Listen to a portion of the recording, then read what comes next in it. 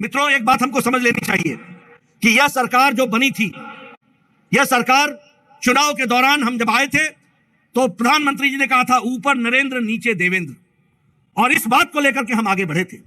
उद्धव ठाकरे जी ने भारतीय जनता पार्टी को धोखा देकर, कुर्सी की गद्दी के लालच में आकर उनके साथ जाकर के मिल गए जिनके खिलाफ बाला साहब देवरस सारी जिंदगी लड़ते रहे, वही कांग्रेसी और वही एनसीपी के साथ जाकर के मिल गए। और किस लिए मिले?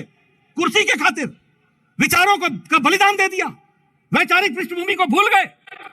जो राष्ट्रवादी ताकतों के साथ खड़े होते थे, उन लोगों ने नए चेहरे, नए नकाब, नए मुखौटे पहन करके वो खड़े हो गए। लेकिन आप जानते हैं, असली असली होता है, नकली नकली होता है।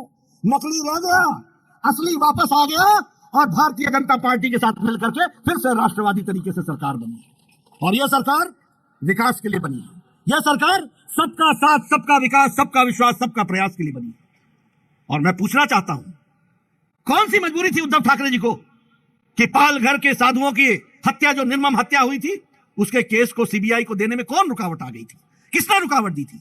कहां चला गया तुम्हारा वैचारिक पृष्ठभूमि? कहां चली गई आपकी विचारधारा?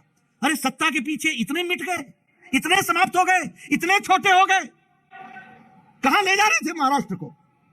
यह दीगर बात है, यह अलग बात है, यही तर बात है कि ऐसा होना नहीं था, क्योंकि सच्चाई सच्चाई होती है और सच्चाई फिर से स्थापित हुई है। इस बात को भी हमको याद रखना है।